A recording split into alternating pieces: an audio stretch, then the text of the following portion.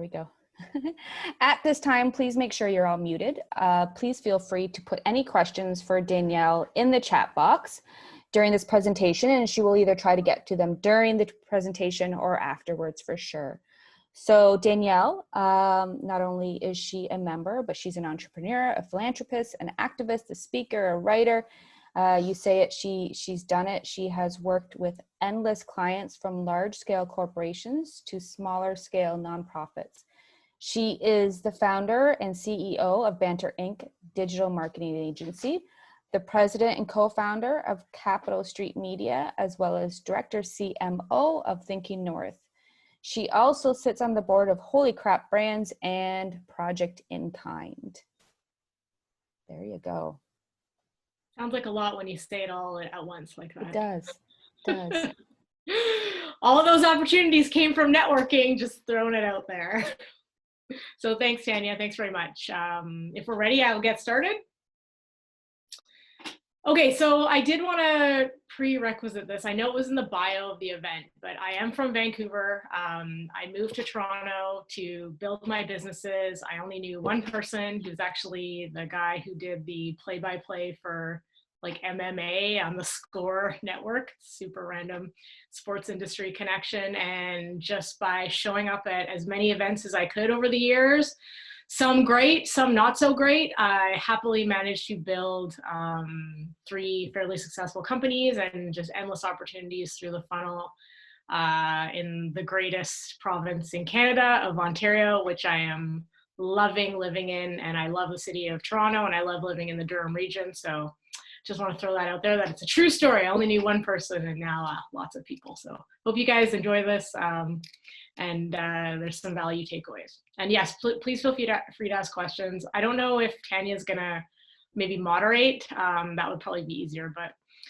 if you know anything about me, you will know that my mantra is certainly fortune favors the bold. And there's a quote by one of my heroes, Tim Ferriss, that also says, life can sometimes be measured in terms of success by the amount of uncomfortable conversations that you're willing to have. So I think the whole takeaway will be do the hard thing. Not everyone loves networking, but hopefully you'll learn to love it. So yes, my background, as you'll see, the 2 pictures that are used in lots of bios and in presentations, but that's the reality at the bottom of being an entrepreneur with various different projects and time management. And usually you won't see me doing that at events, but it certainly happens from time to time. So the contrast is stark. So why network anyway? Well, I think that's a great question to ask yourself as we proceed through this presentation. You've all heard the saying, your network is your net worth, and it couldn't be more true, certainly in today's era. So the reasons that I wanted to write down here: build your Rolodex, of course, meet new people, whether business colleagues or friends, help others, very key, drink wine, obviously, maybe not in the morning ones, but you could probably throw a mimosa in there, but we'll get to that later. And definitely support your community. So you're all probably members of the Board of Trade, and that's certainly all about community and supporting small businesses and various freelancers and their projects. So which is why we're members and advocates of being part of the boards of trades. The picture on the right, one of the events that I MC and host through one of my organizations. So always a good time. Not really sure why we're drinking out of plastic glasses there, but regardless. So when it comes to events, sometimes it's not about your batting average, it's about your slugging percentage. What does that mean? Well, it means that not all events are going to be great events. Not all events are going to leave you feeling like that was the best use of my time, and you know, like I couldn't have done anything better. There's this one story I have for you guys. That's just why I have the bus. When I first moved here, I couldn't afford a car, didn't have a car. But I just wanted to go to as many events as I could because I thought that was the best way. So I took the TTC 2 hours to this really random event, how to build your LinkedIn profile by the airport. So again, I didn't really know how to navigate the transit system, got on this bus, totally overwhelmed, went to the event. It was free. Of course, the guy was selling his LinkedIn course, but you can partake in the free component.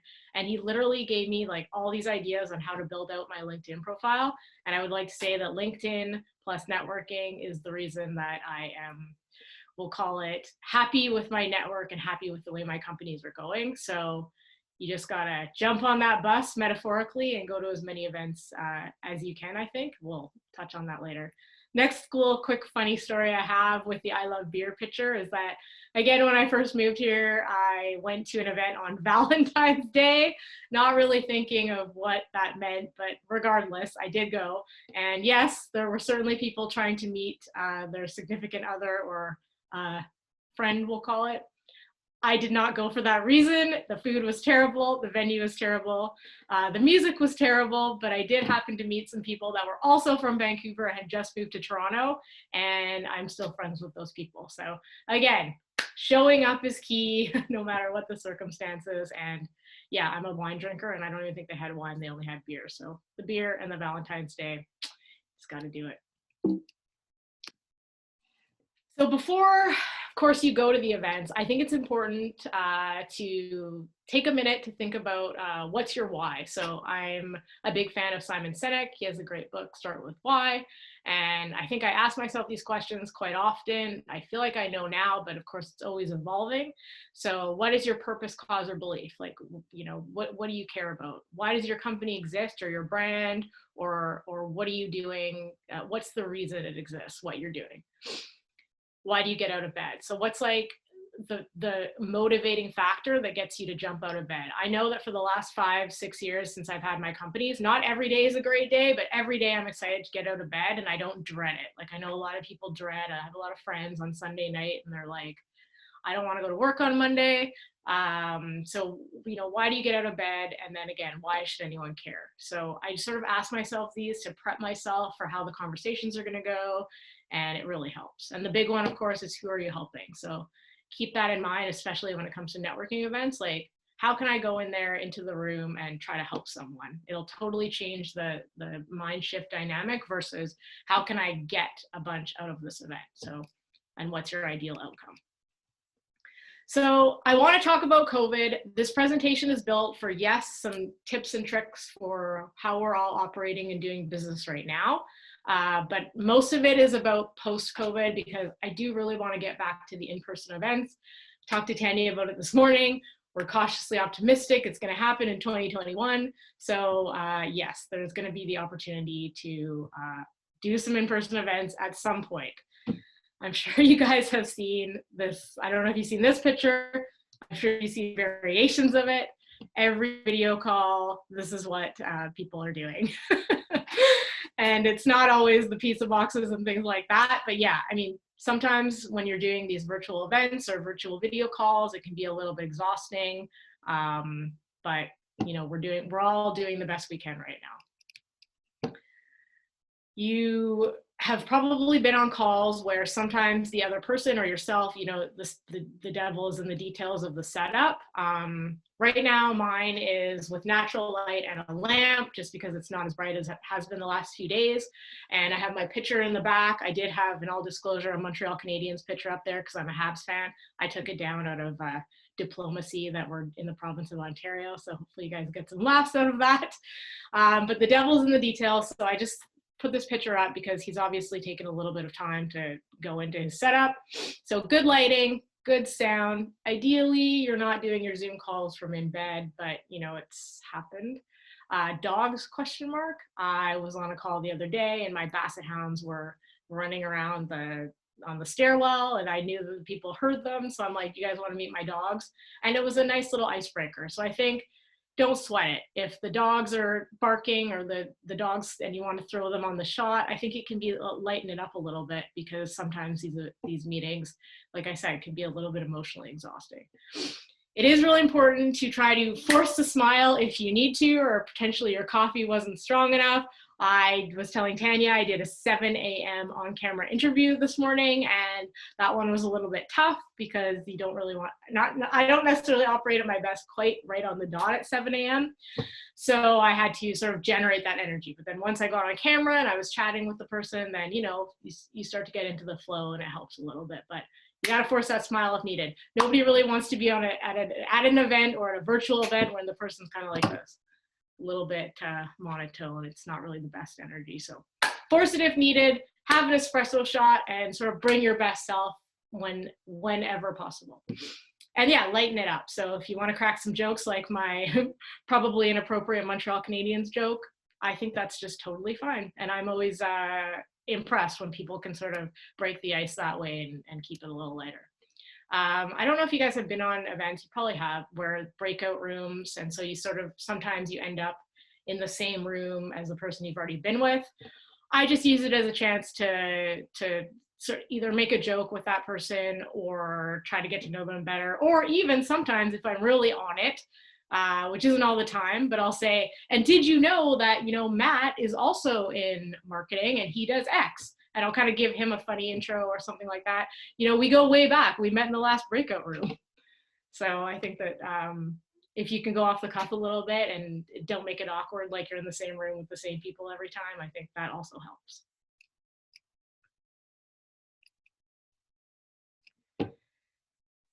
Not everyone, like I said, loves networking, and some people actually dread it. I have friends who ask me how I can go to all these events, and how I did go to like 5 a night for quite a long time when I was living downtown Toronto.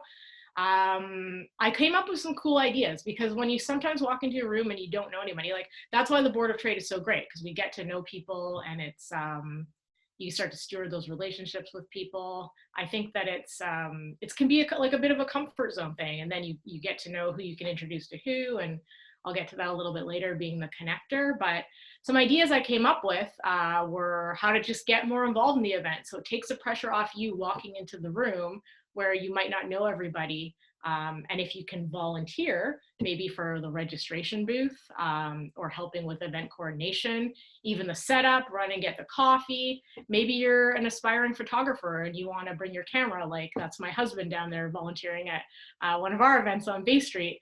You know, just take some photos and offer to help, and then you get involved with the organization. And already now, when you've walked into the room, you know more people than you would. So it's kind of takes the pressure off. So I really like that idea, and it helped me along the way. And sometimes there were some pretty intimidating rooms, but at registration, hey, you get to meet people, you have a job to do, you're busy, and then you get up and sort of now it's a little bit lighter in the room. So try those potentially, it could help. I do have joined multiple groups down there. So, you know, of course, the boards of trade are huge. There's lots of different ones that you can get involved in, like Rotary and all kinds of ones through different organizations. So also an option. And then I have try crazy things, which with my personality type could go various ways. But what I mean is attend events that might seem unique. So, you know, maybe you're not really into hiking, but there's a hiking group in your area. Maybe try it. Just try it. Just try new things. You never know who you're going to meet, what you're going to love, what door it could open. I've had some really cool stuff happen from really unique places. So one of my board positions was through a really unique event. So I think just showing up and trying new things. And then, like I said, with the LinkedIn TTC fiasco, we'll call it, absorb as many free seminars as time permits. And you guys are doing that right now. So it's great. Tanya, I am seeing pop-ups. Is there any questions on the chat? Yes. Where are my pants from Vancouver and you're a Habs fan? Okay, not quite a question, but there you go. No, I do have a question though for you. Sure, yeah. So one of the things when you talk about what is your why, what is your passion, things like that, and I don't know if you're going to be coming into this later, but I know one of the things is with knowing your why.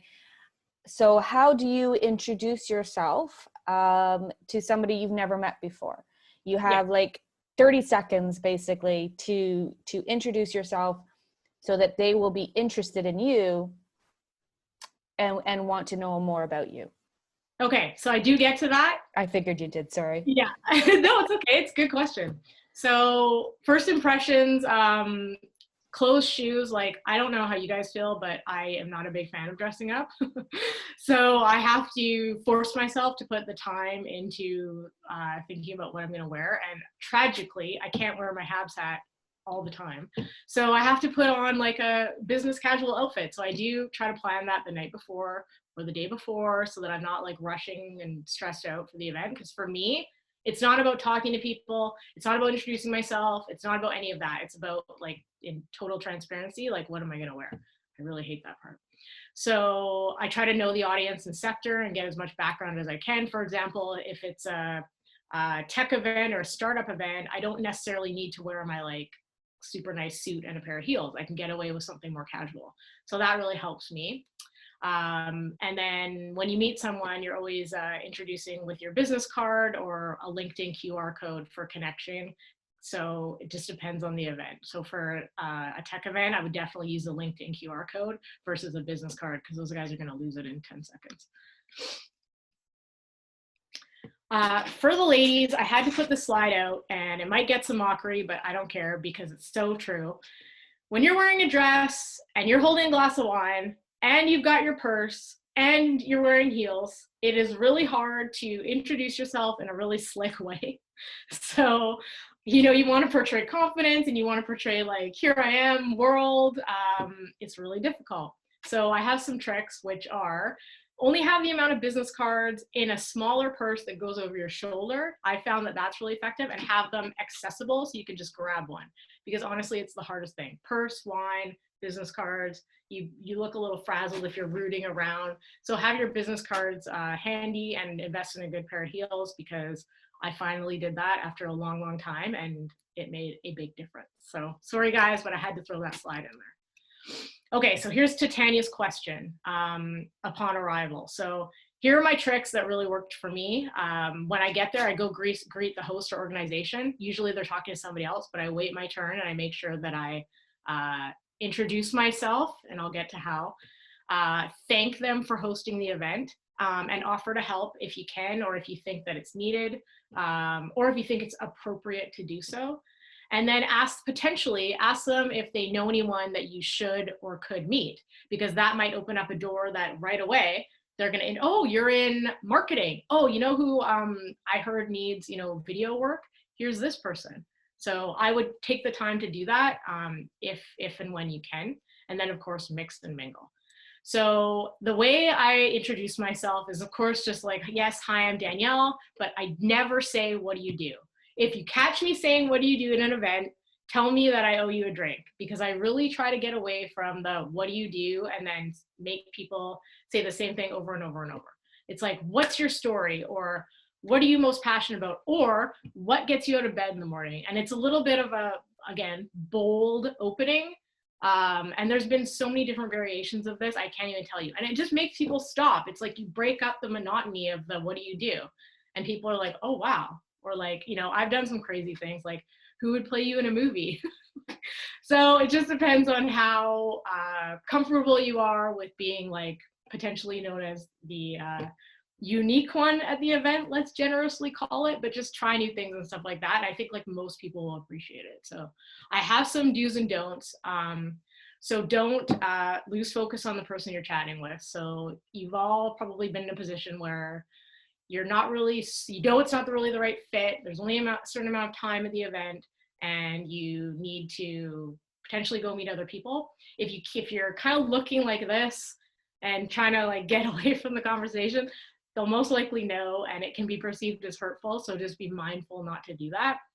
I have don't eat at the complimentary food area, but I have to say that if it's plant-based, I'm probably going to eat some of it. But yeah, don't be the one ideally standing at the buffet just doing this, because it's not the best impression. And then don't only speak to the people you came with or who you know, because of course that defeats the whole purpose of meeting as many people as you can at these events. Do politely excuse yourself from the conversation if and when needed. Have your business cards easily accessible, and walk up to as many people you don't know as possible. And my whole thing, like, you dressed up, you went out, or even for during COVID, took the time to schedule it into your day when you could be walking your dogs. So dress up and try to make the most of it. I'm definitely the annoyer. I'm sure you can get that from my personality type. So I will definitely be the one that goes up at the events and says, hi, how are you? What are you doing? Here's who I am. What's your story? I think that people appreciate that. So if you see a circle of people at an event, just walk up there and be like, hi, you know. And I think that most of the time, 99.9% of the time, people are receptive to it because they're there for the same reason. So try it and let me know. this is I would say one of the most important parts of this entire presentation is be the connector. And here's what it means. And I referenced it earlier. Either at one event or 20 events, if you meet someone and you connect them to someone that they could be mutually beneficial doing business together, or even have a common interest, or have anything where you think there might be a connection, make the effort to either A, write it on the back of the business card, oh, this person's a Habs fan, for example, let's chirp her for the rest of her life. Or this person, you know, also this person's son, it plays in the OHL. I'm going to connect those people. The minute you think like that and your mindset is, how can I help these people? How can I help this person meet this person? Or you see someone who looks potentially uncomfortable at the event and they're standing there alone, be that person that walks up to them and said, hey, like, I'm X, you know, and what's your story? Or, you know, any other question you can think of. They will really appreciate that. They'll remember that. They'll make sure they invite you to the next events. They'll make sure that they introduce you or email you, or, you know, it just stewards relationships and creates you become the major value add. And I think that obviously we're all looking to do that. So it's just a totally different mindset than you walk into an event and you're like, how much can I extract out of this event, versus how can I help everyone here and add value to this room?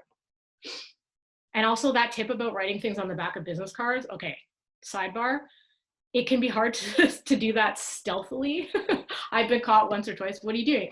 Writing notes about ... But try to do it. And if you're like me and you go to lots of events and you meet a lot of people, and then it'll really help you even for the next part of this presentation, which is of course stewarding the relationships and adding them on LinkedIn. Just check that chat box. We are constantly connecting. We love it. Okay, cool. Thanks for the breakout prep. I'm always the one somehow to find something to say. That's great.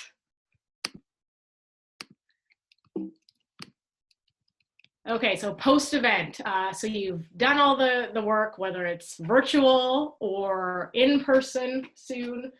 You want to keep connecting with that person. So maybe not the same day, but maybe the next day, either send them an email and say, it was great to meet you, no sales pitches. And add them on LinkedIn. I usually add the night of. Sometimes I'll add right while the person's there, whether it's the QR code on LinkedIn, or I just literally pass them my phone and say, add yourself. People will put in their name and it's instant connection. And then you got to steward the relationships before you do your pitch. So I would say that the worst 1.3 second impression is that if somebody adds me on LinkedIn, and I do use LinkedIn a lot, as I mentioned, it's been instrumental and huge for me. If they add me on LinkedIn and in the same email, as soon as I accept, I get a pitch. I'm like, oh, like, you're out. I know that LinkedIn is for networking. I just think that there's a more strategic and effective way to stir the relationships and try to add value before you ask for that close. So that's my personal mantra, and I'm in it for the long game. Like, I want to be doing this and talking to these people and starting relationships for a long time. It's not just a one-off for me. So I would say that if you think more like that, people will probably be more receptive. This stat I kind of made up, but I think it's fairly accurate. It might take 10 events to close one deal or meet the right connection contact, but stay the course. So that's the hard part. So if you're, say, a new entrepreneur or a new business owner, or new in your sector, a new job, whatever, it can be, you're already overwhelmed with so many different things. We know that financials are tricky right now during COVID. So again, it can be hard to stay motivated and stay inspired to keep going if you're not getting the right results. But I would say that if you look at it like every event is, you need to get X out of it, it'll be hard. But if you look at it like, okay, I'm going to go to 10 events and maybe one will be the result, but within those 10 events, I've made X connections, and then all those people could potentially open a door later. And so, or I can open a door for them. So if you just think of it like that, it's easier to keep showing up. And I will say that when I was living downtown in Toronto and I was going to all these events, it was exhausting. It was hard. And there's some conferences that we do where I'm sure you guys have all been to conferences where everybody's up all night and going to events and meeting these people and you're just like a zombie the next day. But I think it's been worth it. I can definitely say it has been. I wouldn't necessarily do as many events as I did maybe 5 or 6 years ago anymore, but it took that to build the businesses out for sure. Just a stat to keep you motivated. I'm sure you guys are all on LinkedIn, and I hope I get everyone adding me right after this event or during. But if not, LinkedIn, 660 million should say users on LinkedIn versus 660. So I came up with some additional ideas just in case anyone wants to be really creative and give 400% versus the usual 200.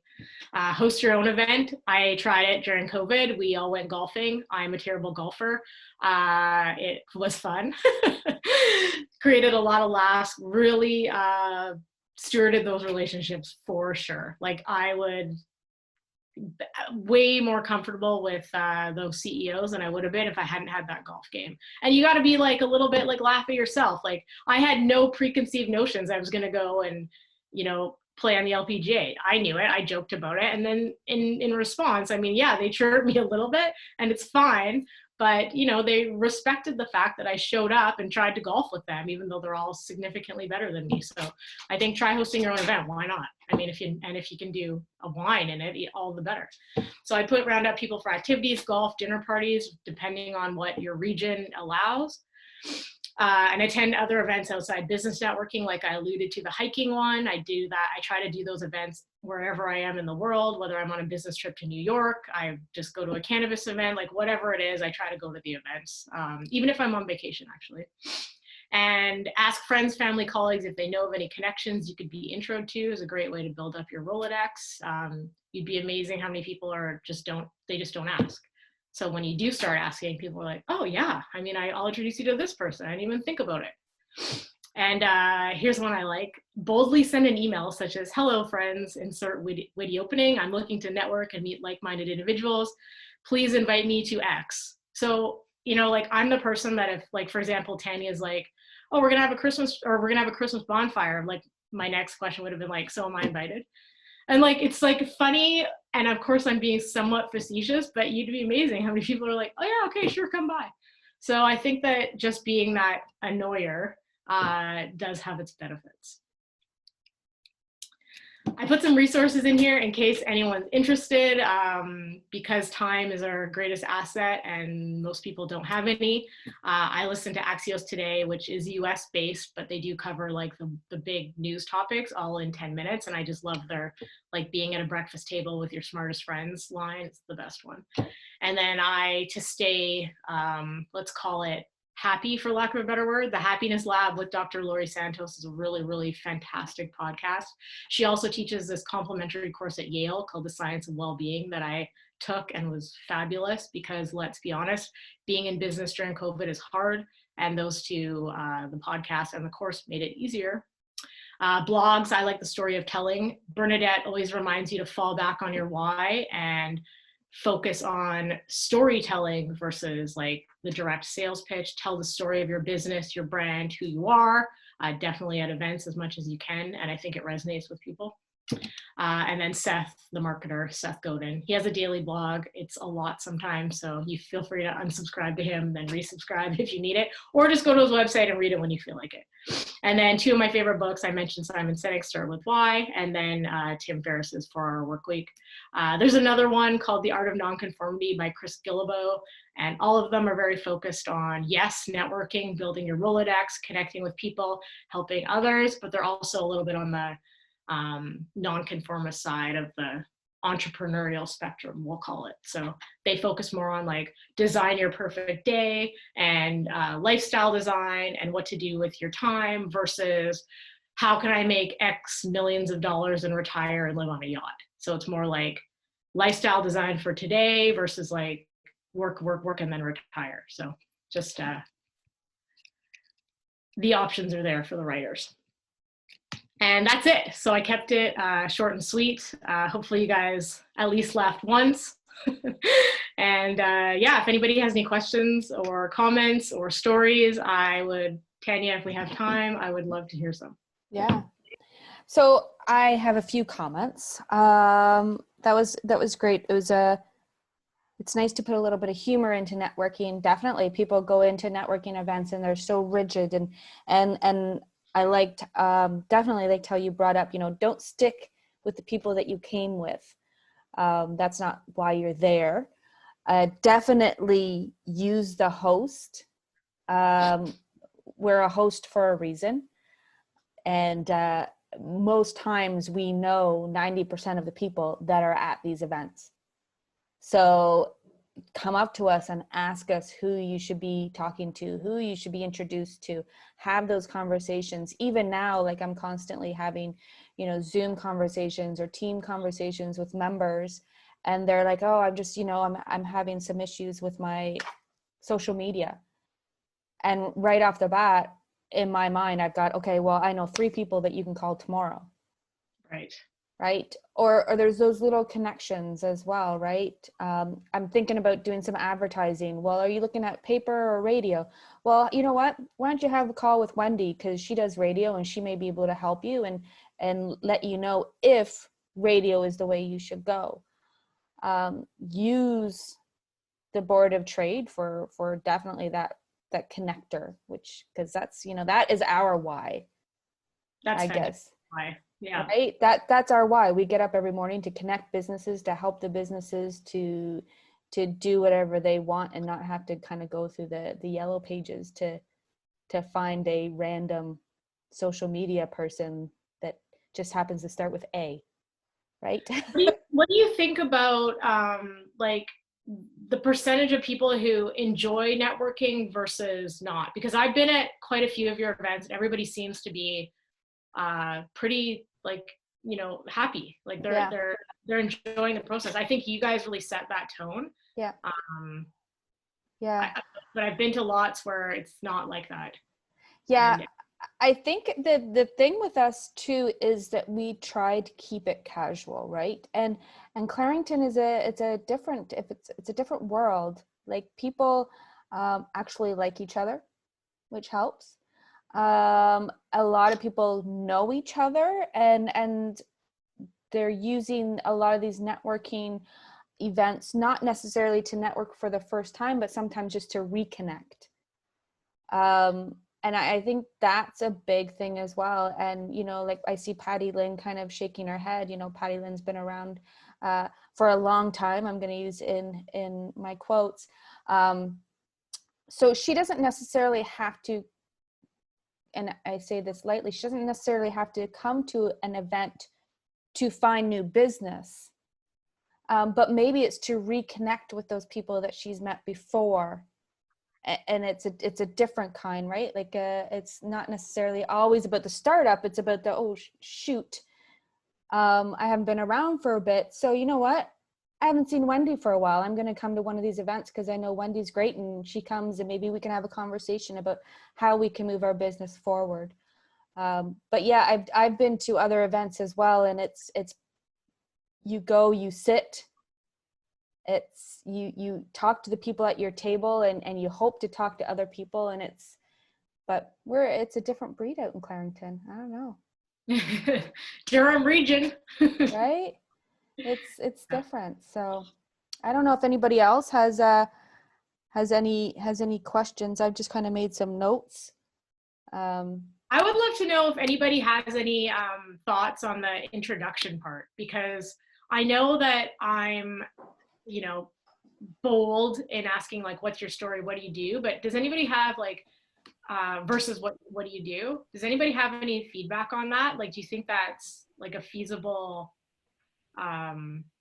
option, or is it just too much? No, I think it's the right approach. I mean, I think the big thing is you just got to be yourself. Like your personality is your personality. So you don't go in there trying to, like you say, sell right away. Yeah. I mean, you're there at the event, you get to meet some new people, and then over time, the sell part comes in. But especially with COVID right now, people do not want to hear your sales pitch, right? Yeah. I think for me, it's been an interesting, like using sort of a different line. And by the way, Danielle, I thought your presentation was fantastic. So thank you for your time. But just for me, other than just kind of saying the whole, well, what do you do? Like, because everyone's like, same one. I've tried something of saying, going up to somebody, because it's positivity breeds positivity. So just saying, what awesome thing happened to you today? Tell me something awesome. Or I even said this to a couple of people in Toronto, and it took them aback, but they smiled and they actually had a thing. I said, what famous person, alive or dead, would you want to have dinner with tonight? Good. I love that. It's because it's a question they're not expecting. So as I said, it kind of catches them off guard. It's like, who is this psycho? But it puts a smile on people's faces, gets them thinking, it engages them, and it leaves them with that awesome first impression. So they're never going to forget you. They may forget the other 50 people that they passed cards out and said, who was this person again? Oh, that was so-and-so. But they're going to say, oh yeah, this is the guy who wanted to have dinner with, some dead dude. Love it. I love that. I think people coming from a different perspective, as Tanya said, I work with people who are unemployed. So we do advise our clients to network. But when you ask, what do you do? If you're not employed at that point, it kind of sets you apart from everybody else. So you have to be really careful. I like that you said that, because we advise people all the time not to ask people, what do you do? Because then we're putting a value on your job more than anything else. So good, very good presentation. Thanks. Thank That's you. very true. I didn't ever think about that, especially during COVID. You don't want to put that kind of, I guess, pressure on someone, because it is a difficult time for many people too. I think one of the things that I learned many years ago when I first started at the Board of Trade was that it's not always about, like you said, it takes sometimes 10 events to get that business. It's not always the conversation that I'm going to have between myself and Danielle today, whereas tomorrow I'm going to be like, oh my gosh, I do need a videographer. What a coincidence that I met Danielle yesterday. But it could be I'm having a conversation with Patty Lynn, and Patty Lynn's like, oh my gosh, I have this person that does videos and blah, blah, blah. They're just looking for a place to start. And I'm like, I know Danielle. It's those kind of things, you make those relationships that may not come to fruition, if you want to say today, but 6 months, 9 months, if you've made that, you've made that attempt to have a relationship with them, like Danielle said on LinkedIn, it does make a difference, right? Yeah. These people come back into your mind. Or with Doug, I can say, oh my gosh, remember that guy that asked me about, who I want to have dinner with that could be dead? He does financials. You need to call Doug, right? It's those kind of things that stick in your mind as well. And you become like really valuable to other people, and people remember that. If you ever give referrals, referrals are a lifeline for businesses, right? And so the more I think you can do that, and I really did try to stress that, because I remember the people that helped me when I was building the business. And I know the Board of Trade has given us referrals. So we have, tons and tons of time and respect for you guys. I think that's the mindset I'm hoping to inspire, at least, because it didn't happen overnight. It took me a while, and especially when you're just starting out and you're, let's be honest, we had no money. It's really stressful.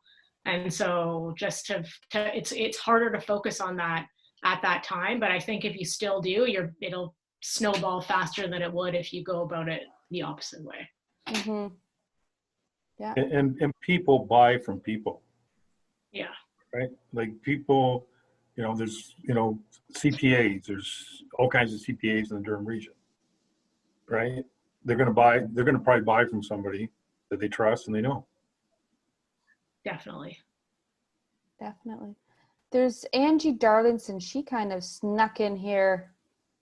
I'd love to hear what she has to say, being from the Bowmanville Older Adults. Make sure you unmute yourself, Angie. Nobody needs to hear what I have to say. No. Sorry, I snuck in. Yes. and I just came from the gym, so that was why I had my video off. I agree with most of what is said. Because I work in the not-for-profit world, most people don't really want to have dinner with me because I'm always asking them for money. I'm not selling anything. I want their money. So I'm going to sit down with Greg and see what Greg can give me, or Bill or Doug or whoever is sitting at the table, what they want to sponsor, and what event of mine that they want to attend and support. So network, and that was a lot of reason why I joined today, was because networking for us is a little bit different, because I guess in a way we're selling something. We're selling our charity and what we're doing in the community, but it's breaking the ice and not having people want to run away from sitting with me because they know at the end of the night I'm going to have sold them a lottery ticket or ask them for a donation of some sort. So I don't know if being in the nonprofit actually makes networking even more important for you, because it does. I find in life there's nothing more influential than peer pressure. So I know if others are participating with charities or donating to causes or being involved, then I can't be left out. I have a serious case of FOMO, and I want to be involved as well. So yeah, might even be more important.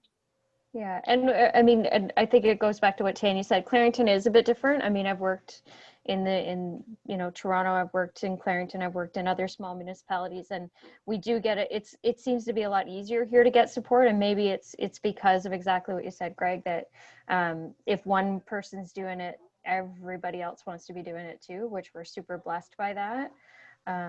But it is different, and it's also, and I think this comes with being a not-for-profit, is we network within our not-for-profits. And I can see Patty Lynn probably shaking her head there, but if you go to these dinners, you'll often find, us and Big Brothers and Bethesda, and we're all together because that's our comfort zone, is, we're all in that sector. So we, which isn't really a great idea. We need to go sit with other people, and we need to get out of that comfort zone and, sit with the radio and the TV and things like that. Now, after being here for 15 years, I'm obviously a little better at it than I was, but I remember some of my first Board of Trade events, I wore the same color as the auditorium wall so that I wouldn't, stick out.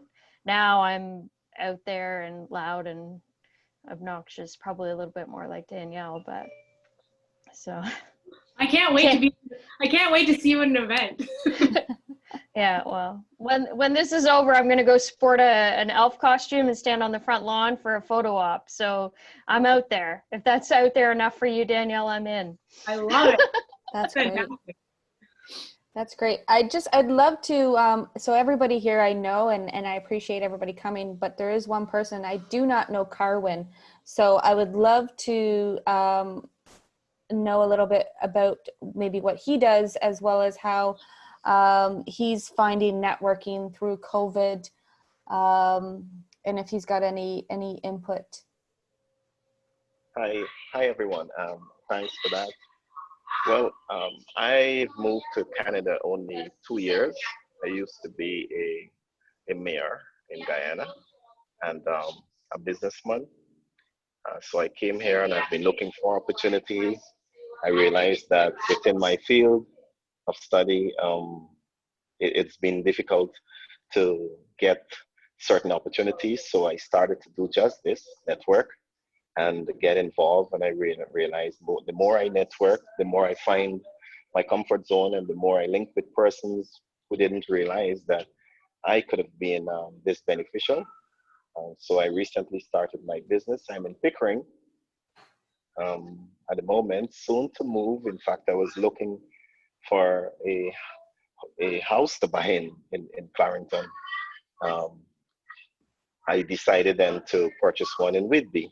So I'll be closer to you, but my intention is to come closer that side because I love that space and the area up there. So I'm into CCTV, installation, garage there. I'll post my link in the chat, but that's what I do. I'm also a municipal advisor.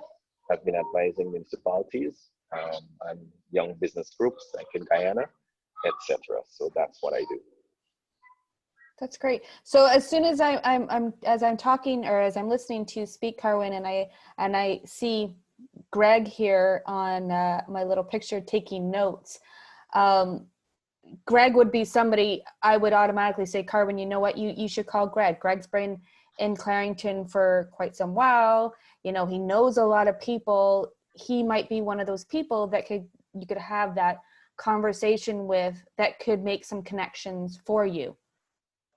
So that is, when it comes to connections, that's what we do here at Clarington Board of Trade, right? It's just kind of listening to those quick conversations, going, okay, you know what, I'm going to send you Greg's email address, and you guys can connect from there and have that conversation, or Doug or Bill, and Angie. You know, like, there's so many people on this call alone that would be able to make connections for Carwin. Thank you so much. Oh, no problem. That's just, you know, I was looking right at Greg as he was making some notes. And I know I was just going to say, I think my problem is it's not networking for business for me. It's just, I really like people. And it's been a nice side effect that, fortunately, a few of the people I stick my nose in their business like to do business with me too. But I just like meeting new people. So yeah, it's a good side effect. Yeah. Well, and I know that, you know, there's people, and I know that Greg's always been one of them, that is like he says, he likes people, and he likes to help people, and he likes to be there for businesses, and that makes a huge difference as well. So yeah, that could be a really good connection right there. And I'm going like this because you're actually, like, I could see your pictures as if you can see me, where that's the one thing about Zoom that always confuses me. I start pointing at people, like they can, like, they know I'm pointing at them, but yeah. Anyways, I'm going to give it back to Danielle to close off the day. Thank you. Okay, well, thanks everyone. I hope, like I said, I hope you guys enjoyed it, laughed at least once or twice, and everyone please connect on LinkedIn. That's a good point, Tanya. Like, after an event, like, yes, you connect with people on LinkedIn, but how do you do it on Zoom? Like, if you don't have the LinkedIn URL in the chat, I wonder if there's a way that we could, like, I guess everyone could just add their own in. Yeah. But I wonder if there's a way, like, so say you have all the event attendees and then you send out maybe their LinkedIn links after. I don't know. I'm not trying to make more work for you, but yeah. You know what, though, if anybody ever wanted to, and like, if Carwin wanted to, he could, you know, send me a message, and I can easily give him somebody's email address if that's what he was looking for, right? And I think that's the biggest thing. You can always go back to the host, as long as, you know, it's a little bit difficult if it's one of those huge conferences that you're at, right? But for these kind of smaller events, you can always go to the host and say, you know what, I'm really looking to link up with Angie. I want to give her all my money, right? So obviously I'm going to be like, here's Angie's email.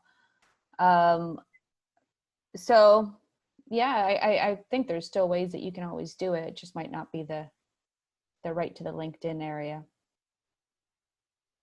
Right. all And right. Danielle, there's a question just before you go. Which platforms do you recommend, besides LinkedIn, is the best to be on in order to network? Did you hear that, Danielle? Yeah, so which platforms to network besides LinkedIn? Yeah. It's a good question. I mean, I've only utilized LinkedIn, and then, to be honest, I am a member of about 1 million WhatsApp groups through COVID, where a lot of the people, I get added to the groups, and then I don't know them, and then the people just say, "Hey, everyone, introduce yourself." So WhatsApp is becoming like a good place to meet people lately. And then I actually just got invited to a mastermind group on Facebook. So I think that those three, but you have like responsibility. So I'm like the self-growth person. Everyone has like their own silo, and then you're responsible for at least once a week posting something to basically show the group that they could do X or inspire them or whatever the mantra is. So there's a work component to it, but it's a good group. So I think those are the three right now that are working for me. Excellent. Thank you. No problem. So thank you everybody for attending this morning. Please check out our website for more events in November. Next week, we have an amazing event with Joe Roberts from Skid Row to CEO. A very inspiring man who actually walked across Canada for youth homelessness and came through Clarington and walked with the Mayor Foster. We had him back in March, and we're able to have him back for an encore presentation. So we've got that one coming up next week. We'd love to see you. And thank you very much for coming out today. Thanks, Danielle. Thanks, Tanya. Yeah. Thank you. Thanks, everyone. Thanks. Have a great day.